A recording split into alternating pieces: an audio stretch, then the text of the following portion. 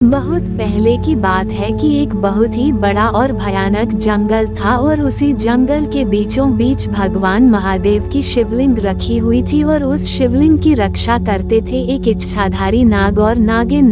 नागिन एक दूसरे से अत्यधिक प्रेम करते थे। वह इस मंदिर के चारों तरफ इधर उधर ब्राह्मण करते रहते थे और अपने प्रेम में मग्न रहते थे और भगवान भोलेनाथ की आराधना करते रहते थे। काफी समय से वह नाग और नागिन वहीं पर भगवान भोलेनाथ की पूजा कर रहे थे और अब बस कुछ ही दिनों बाद वह नागलोक का राजा भी बनने ही वाला था और वह नागिन नागलोक की महारानी।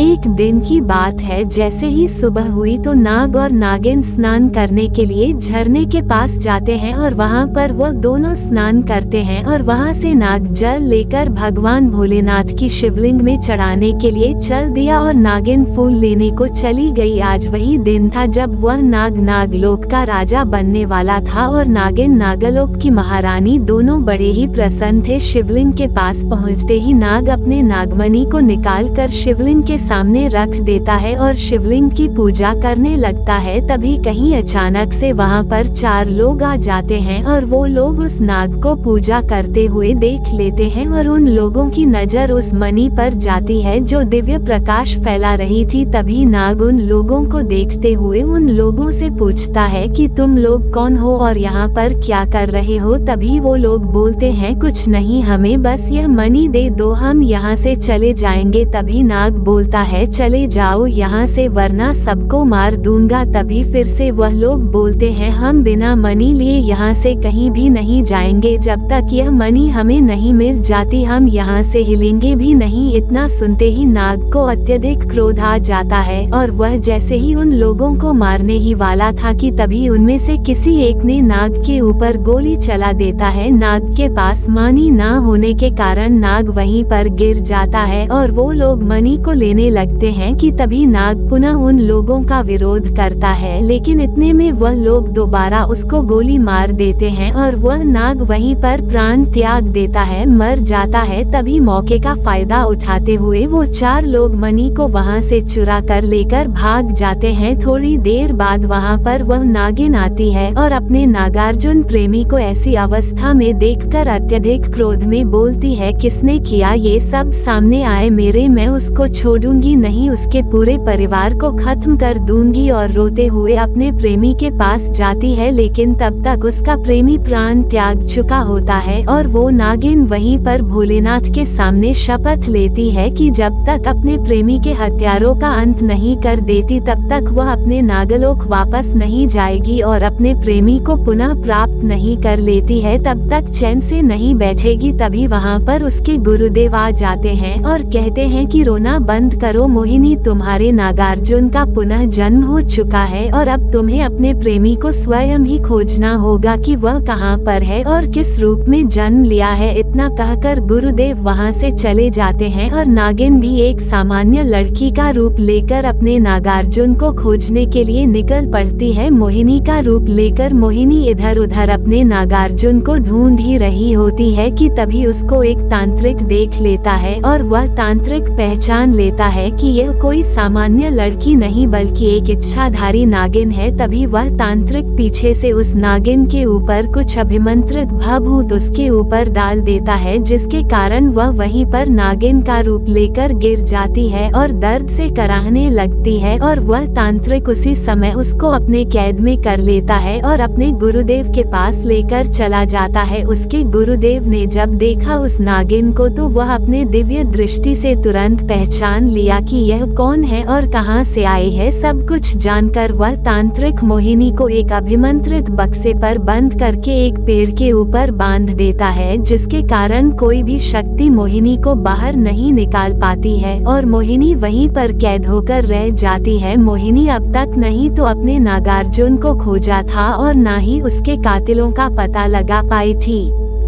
22 साल बाद आसमान काला हो गया, हवा तेज तेज चलने लगी, चारों तरफ तूफान आ गया और उसी तूफान को चीरते हुए एक लाल कार पर दो लड़के बैठे कहीं से आ रहे थे। उन्हें देखकर ऐसा लग रहा था कि वह दोनों किसी बड़े घर के लड़के हैं। उनमें से एक का नाम था रोहित और एक का नाम था मोहित। रोहित जो था वो काफी अमीर घर से था और मोहित जो था तो एक मिडिल क्लास फैमिली से था, परंतु उन दोनों की दोस्ती इतनी गहरी थी कि वह दोनों एक दूसरे को भाई से भी ज्यादा प्यार करते थे। और अभी अभी वह दोनों शहर से ही पढ़ाई खत्म करके अपने गांव आए हुए थे कि तूफान की वजह से उन लोगों को साफ साफ सड़क ना दिखाई देने के कारण वो दोनों जंगल वाले रास्ते से चलने लगे। गाड़ी को मोहित चला रहा था और रोहित उसके बगल वाली सीट पर बैठा था। दोनों एक दूसरे से बातें कर ही रहे थे कि अचानक से सामने एक कुत्ता आ जाता है। मोहित जैसे ही कुत्ते को गाड़ी के सामने देखता है तो वो उसकी जान बचाने के लिए गाड़ी को जोरदार ब्रेक मारता है। अचानक ब्रेक लगने की वजह से गाड़ी जाकर एक पेड़ में टकरा जाती है। ये वही पेड़ था जिसके ऊपर तांत्रिक ने वह नागिन को कैद करके रखा हुआ था। गाड़ी के टक्कर मारने की वजह से वह संदूक नीचे गिर जाता है और खुल गया। इसी बीच नागिन तांत्रिक की कैद से मुक्त हो जाती है और फिर से मोहिनी रूप लेकर अचानक से गाड़ी के सामने आ गई। जैसे ही मोहित और रोहित की नजर मोहिनी पर पड़ती है तो वह दोनों देखते ही रह जाते हैं और फिर मोहित गाड़ी से नीचे उतारते हुए मोहिनी के पास जाता है और जोर से चिल्लाते हुए कहता है, कौन हो तुम और इस जंगल में क्या कर रही हो? मारना है क्या? हमारी गाड़ी के आगे आकर खड़ी हो गई। इतने में मोहिनी बोली, क्या तुम्हें दिखाई नहीं देता कैसी गाड़ी चलानी चाहिए? मोहित, तुम्हारे पास भी तो आँखें हैं, तुम कैसे चलती हो? क्या तुम्हें रास्ता दिखाई नहीं देता है? इतनी बड़ी बड़ी भगवान आंखें दे रखी हैं और इन आंखों से क्या इतनी बड़ी गाड़ी भी नहीं दिखाई देती है कि गाड़ी के नीचे ही आ गई? अभी यदि कुछ हो जाता तो? अरे अरे ऐसे कैसे हो जाता? और आंख तो तुम दोनों के पास भी तो है ना, क्या तुम नहीं देख सकते हो? अच्छा चलो ठीक है, सॉरी बोलो, मैं तुम्हें माफ कर दूंगी। क्या सॉरी? वो भी तुम्हें? हाँ हाँ सॉरी तो बोलना ही पड़ेगा। मोहित, मैं नहीं सॉरी बोलने वाला हूँ। ऐसे कैसे नहीं बोलोगे? एक तो गलती करो ऊपर से तानाशाही दिखाते हो। देखो सॉरी तो तुम्हें बोलना ही पड़ेगा वरना मैं यहाँ से जाऊंगी ही नहीं। अरे अजीब लड़की हो, पागल वागल हो क्या? एक तो पहले से हमारी गाड़ी के सामने आ गई और हमें से ही अब सॉरी बोलने को भी कहती हो। तभी गाड़ी पर बैठा रोहित बोलता है, क्या हुआ यार मोहित, क्यों इतनी छोटी बात को इतनी लंबी बना रहा है? चल ना, वैसे भी लेट हो रहा है। मॉम डैड घर में सब लोग इंतजार कर रहे होंगे। सॉरी ही तो बोलनी है, चल बोल दे। ठीक है मोहित, ओके सॉरी। मोहिनी, हाँ हाँ ठीक है, चलो माफ किया। बंदर कहीं का। मोहित, क्या बोली तुमने? बंदर मेरे को? हाँ हाँ तुम बंदर ही तो लगते हो। और तुम बंदरिया, तुम बंदर, तुम बंदरिया। इतना कहते हुए फिर मोहिनी दूसरे रास्ते से दूसरी तरफ जाने लगती है और मोहित पहले तो खड़ी मोहिनी को देखता रहता है कि यह कहाँ जा रही है और किस तरफ। फिर इतने में रोहित बोलता है, क्या हुआ? अब उसी को देखता रहेगा या चलेगा भी? तब मोहित बोलता है, हाँ हाँ यार चलो चलता हूँ। पता नहीं कैसे कैसे लोग मिल जाते हैं। फिर गाड़ी पर बैठ जाता है और गाड़ी स्टार्ट करता है और घर के लिए निकल पड़ते हैं। अभी जंगल के थोड़े ही बाहर वह दोनों निकले थे कि अचानक से तेज बारिश शुरू हो गई। बारिश के कारण रास्ता ना दिखाई देने के वजह से मोहित बोलता है, यार लगता है आज रात हमें यही कहीं रुकना होगा क्योंकि यह बारिश तो रुकने का नाम ही नहीं लेती और जब तक बारिश चलेगी तब तक रास्ता दिखाई नहीं देगा। रोहित बोलता है, क्या यहाँ पर और मैं रुकूंगा? पागल हो गया है क्या तू? मोहित, अरे नहीं यार तू टेंशन मत कर, तेरे लिए एक अच्छा सा कमरा ढूंढता हूँ मैं। और मोहित इधर उधर देखने लगता है लेकिन तभी मोहित को एक आदमी दिख जाता है और मोहित उस आदमी के पास जाता है और पूछता है, भैया यहाँ पर कहीं नजदीक में क्या कोई होटल है रुकने के लिए? आज रात को जैसे ही बारिश रुकेगी हम लोग चले जाएंगे। हाँ हाँ भैया, बस थोड़े ही आगे जाओगे तो वहाँ पर एक होटल है, वहाँ पर जब तक आप रुकना चाहे रुक सकते हैं। ठीक है भैया, धन्यवाद। इतना कहकर मोहित उस आदमी के पास से चला जाता है और अपने दोस्त रोहित के पास जाकर कहता है, चलो दोस्त पता चल गया है, यही पास पर एक होटल है, वहीं पर आज रात रुकना पड़ेगा। दोनों चल देते हैं उस होटल की तरफ। जैसे ही होटल में दोनों लोग पहुंचते हैं तभी मोहित जाकर काउंटर में कमरे के बारे में पूछता है। मोहित बोला, भाई साहब यहाँ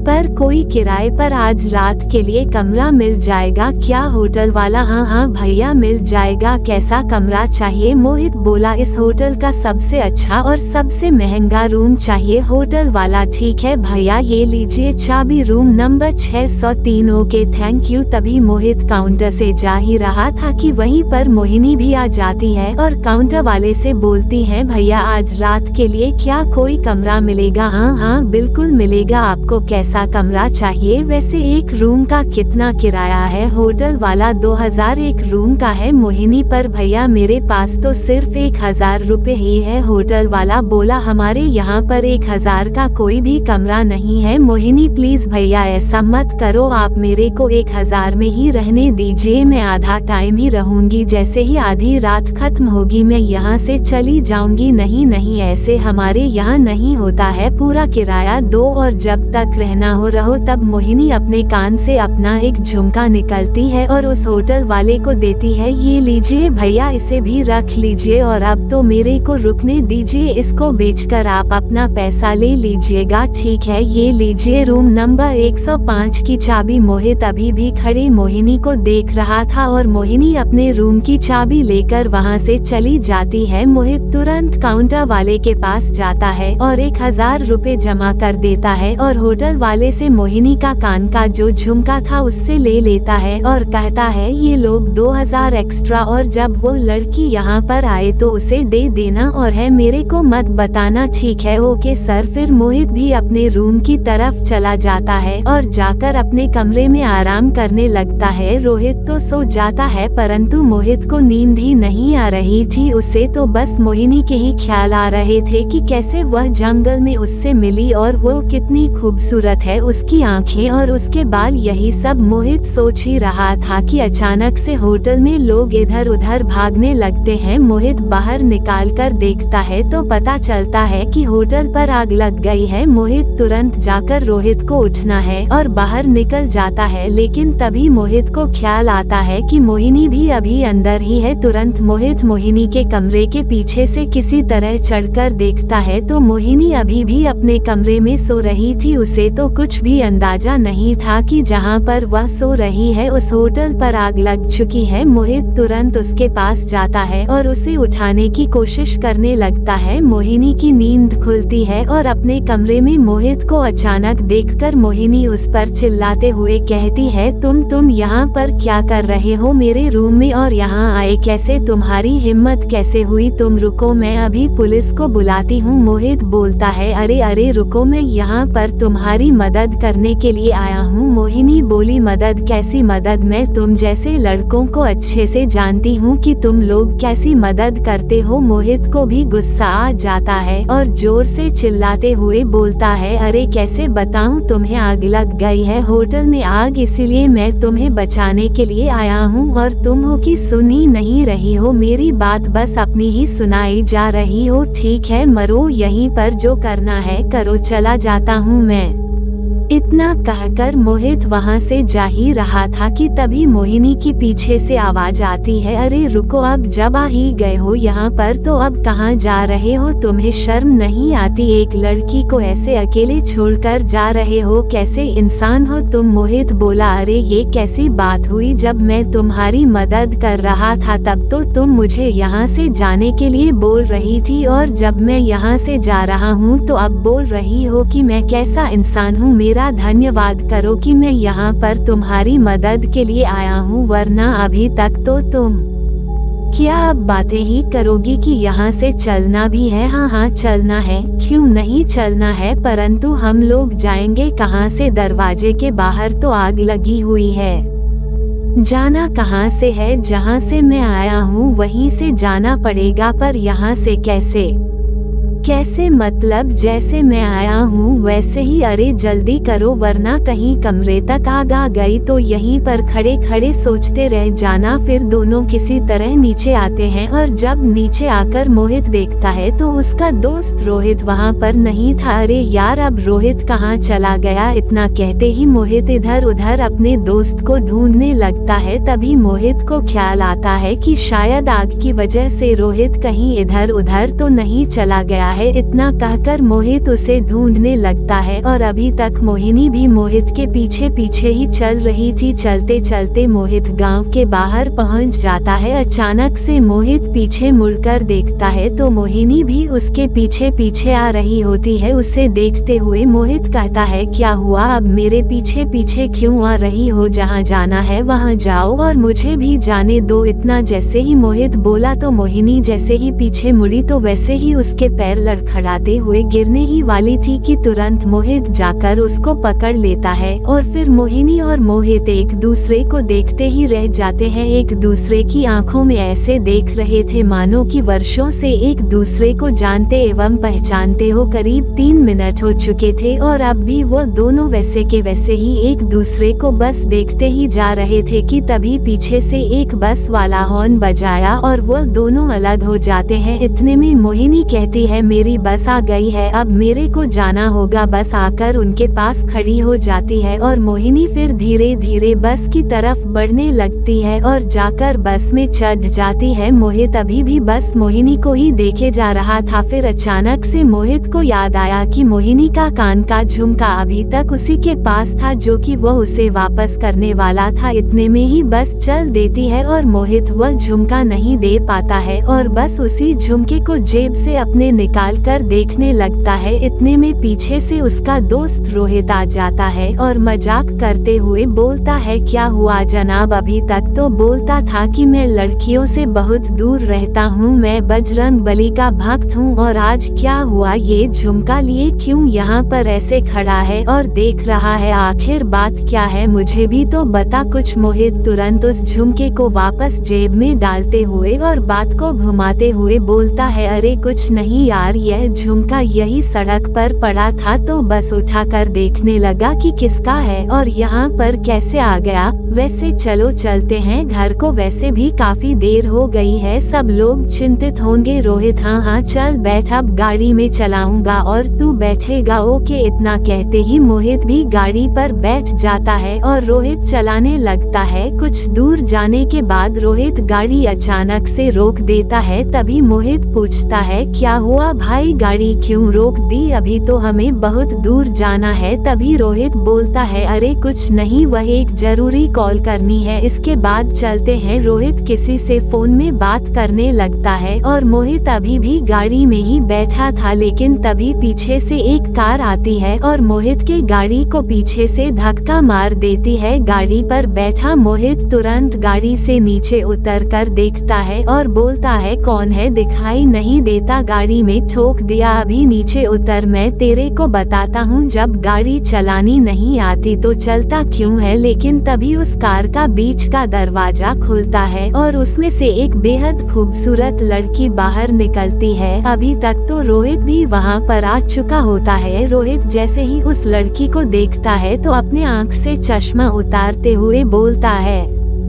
ब्यूटीफुल और बस देखते ही रहता है। मोहित तुरंत उसके पास जाता है और बोलता है तुम यहाँ क्या कर रही हो? तभी वह लड़की बोलती है कौन हो तुम और मेरे से ऐसे क्यों बात कर रहे हो? मोहित बोला अच्छा काम निकल गया तो भूल गई हो, मैं वही हूँ जो उस होटल पर तुम्हारी जान बचाई थी। वो लड़की बोली कौन होटल, कहाँ का होटल? में तो अभी अभी लंदन से आ रही हूँ, मैं तो यहाँ पहली बार आई हूँ। मोहित बोला अच्छा बेटा, मुझसे इतनी बड़ी गलती कैसे हो सकती है कि मैं किसी को देखूं और उससे मिलूं और बाद में उसे ही ना पहचान पाऊं। इतने में उस लड़की के बॉडीगार्ड वहां पर आ जाते हैं और बोलते हैं क्या हुआ, कौन हो तुम और क्या बात है, हमारी मैडम को क्यों परेशान कर रहे हो? मोहित बोला अरे तुम्हारी मैडम को दिखाई नहीं देता, देखिए हमारी गाड़ी को पीछे से ठोक दिया, अब इसको बनवाएगा कौन? तभी वह लड़की गार्ड को बोलती है इनको जितना पैसा पैसा चाहिए उतना दे दो। गार्ड तुरंत 5,000 रुपए निकाल कर मोहित को दे देता है और मोहित बोलता है अच्छा ऐसी बात है। मोहित भी जाता है और उसके गाड़ी के सामने की लाइट को लात मारकर तोड़ देता है और उसे 10,000 देकर बोलता है ये लो तुम भी लगवा लेना, पैसे की अकड़ मत दिखाओ, हमारे पास भी पैसा है। ठीक है। वो लड़की अपने घर के अंदर चली जाती है और रोहित बस उसे ही देखता रहता है। फिर मोहित उसके पास आता है और बोलता है क्या हुआ भाई, ऐसे क्यों उसे देख रहा है, वो पागल लड़की है, अभी जंगल में ही तो मिली थी और उस होटल में मैं ही तो इसकी जान बचाई थी और मुझे ही कहती है कि मैं तुम्हें पहचानती नहीं हूँ, ऐसे कैसे हो सकता है, चलो चलते हैं। लेकिन रोहित बोलता है गजब भाई, इतनी सुंदर लड़की आज से पहले मैंने कभी नहीं देखी है। मोहित ये तेरी भाभी जरूर बनेगी। मोहित बोलता है अरे यार तू भी क्या इस लड़की के चक्कर में पड़ता है, ये बहुत ही घमंडी और पागल लड़की है। फिर दोनों अपने घर के लिए निकल पड़ते हैं। करीब 1 घंटा चलने के बाद वह लोग अपने हवेली पहुंच जाते हैं। वहां पर रोहित की दादी आती है और रोहित की आरती उतारती है और बोलती है चलो फ्रेश हो जाओ और नाश्ता करते हैं। मोहित भी वहीं पर था परंतु मोहित पर कोई विशेष ध्यान नहीं देता था क्योंकि वह एक ड्राइवर का लड़का था। परंतु मोहित की माँ मोहित को बहुत अधिक प्यार करती थी। वह भी मोहित को बोलती है कि चल मोहित घर और तू भी नहा ले और चलो खाना खाते हैं। मोहित अपनी माँ को लेकर अपने घर चला जाता है। घर पहुँचने के बाद मोहित नहाने के लिए जाता है और नहाने के बाद आता है, डाइनिंग टेबल पर अपने माँ और पापा के साथ बैठकर खाना खाता है और फिर मोहित के पापा बोलते हैं चल बेटा जा थोड़ा तू आराम कर ले, थक गया होगा।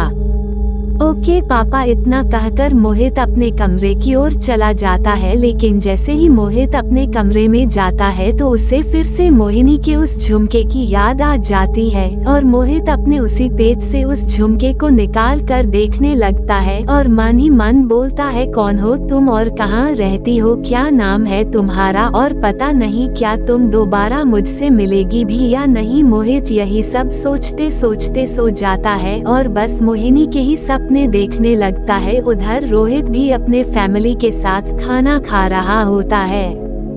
शाम के 5 बजे बज रहे थे। रोहित मोहित के पास आता है और उससे बोलता है अरे यार मोहित, मुझे उस लड़की का नाम पता करना है और यह भी कि वह कौन है, मुझे लगता है उससे मुझे प्यार हो गया है। मोहित बोलता है कौन लड़की यार। रोहित बोलता है वही जो हमारी गाड़ी में अपनी गाड़ी ठोक दी थी। मोहित बोला ठीक है यार तू चिंता मत कर, अब तू देख मेरा कमाल, मैं तेरे लिए उसका पूरा एड्रेस लाकर तुम्हें दूंगा, ठीक है। इतना कहने के बाद रोहित मोहित को गले लगाते हुए कहता है मुझे पता था मेरे भाई की तू ही यह काम कर सकता है, तू अपने भाई की मदद जरूर करेगा। चल अब जल्दी से जा और उस लड़की का नाम और उसका पता निकाल कर ला, अब मैं उसके बिना नहीं रह सकता, मुझे उसके बारे में सब कुछ जानना है। मोहित बोलता है अरे यार आराम से, इतनी जल्दी भी क्या है, लगेगा पता लगेगा, परंतु थोड़ा आराम से, इतना आसान भी नहीं होगा उसकी डिटेल्स निकालना, समझे मेरे भाई। लेकिन तू चिंता मत कर, जब तक तेरा ये भाई है तब तक तेरा कोई भी काम अधूरा नहीं रहेगा। फिर उसके बाद रोहित वहाँ से अपने घर चला जाता है और मोहित सोचने लगता है कि कैसे उस लड़की का नाम और पता ढूंढा जाए, कुछ तो करना पड़ेगा। लेकिन कैसे, मोहित यह सब सोच ही रहा था कि अचानक से उसको एक ख्याल आता है, क्यों ना सामने से जाकर उससे मिला जाए और उसका नाम पूछ लिया जाए, घर तो उसका मालूम ही है, यही ठीक रहेगा। चल बेटा मोहित अब फटाफट रेडी हो जा, लेकिन जाऊंगा कैसे और क्या बोलूंगा उससे।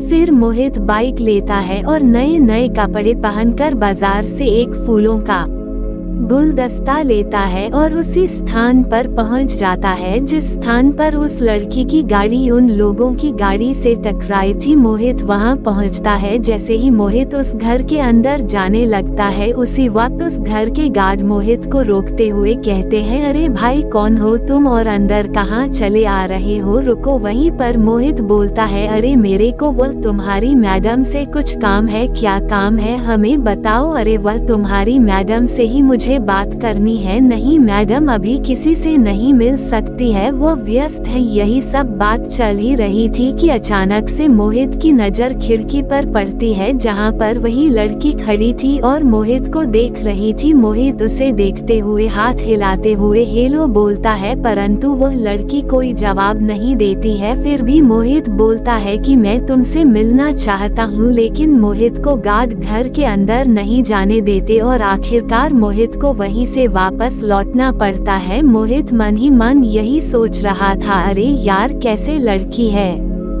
इसके अंदर तो बड़ा ही घमंड है, मिलना तो छोड़ो बात तक नहीं की और इससे रोहित शादी करना चाहता है। पता नहीं कैसे चलेगी इन लोगों की जिंदगी। वैसे कुछ भी हो, लड़की बहुत सुंदर है। फिर मोहित वापस अपने घर लौट जाता है। जब ये बात रोहित को पता चलती है कि मोहित उस लड़की से मिलने गया था, तो रोहित बिना समय गंवाए ही मोहित के पास जाता है और पूछता है, अरे यार तू गया था ना, क्या हुआ, क्या बोली वह, क्या नाम है उसका, कुछ तो बता। मोहित बोला, अरे यार रुक तो, गया तो था पर वो लड़की ठीक नहीं है। अरे यार मिलना तो छोड़ो, वह बात तक नहीं कि मेरे को गेट से ही भगा दिया, अंदर भी नहीं जाने दिया, और तुम हो कि ऐसी लड़की से प्यार कर बैठे। ये भी क्या कोई प्यार करने वाली बात हुई। उस लड़की के अंदर इतना एटीट्यूड है कि वह अपने सामने किसी को कुछ समझती ही नहीं है। मैं इतने शौक से उससे मिलने गया, उसको फूल का गुलदस्ता लेकर गया, उसके घर के बाहर खड़ा होकर पागलों की तरह उससे मिलने की बात कर रहा था, पर उसे है कि कोई फर्क ही नहीं पड़ता, मानो जैसे मैं पागल हूँ। अरे यार तू उस लड़की को भूल ही जा रोहित, वह नहीं तेरे जाल में फंसने वाली है। रोहित बोलता है, अरे यार तू कैसी बात कर रहा है, मुझे पता है यार कि तू कुछ ना कुछ कर सकता है, प्लीज यार कोई दूसरा रास्ता निकाल और उसका नाम तो पता ही कर, क्योंकि अब मैं उसके बिना नहीं जी सकता। कुछ भी हो जाए मैं तो उसे अब पाकर ही रहूंगा। सुना तूने, और तुझे मेरा काम में मदद करनी है, समझा, कैसे भी कर पर करनी तो पड़ेगी मेरी मदद तुझे, ठीक है। फिर देख मैं कोई दूसरा रास्ता निकलता है। अगले दिन फिर मोहित सोचता है कि यार क्यों ना मैं फ्रेश कंट्रोल वाला बनाकर जाऊं, जिसकी वजह से मुझे घर के अंदर भी जाने देंगे और मैं उस लड़की से मिल भी पाऊंगा और शायद उसके घर में मुझे कुछ उसके बारे में जानकारी भी मिल जाएगी। हाँ यही सही आइडिया रहेगा, यही करता हूँ।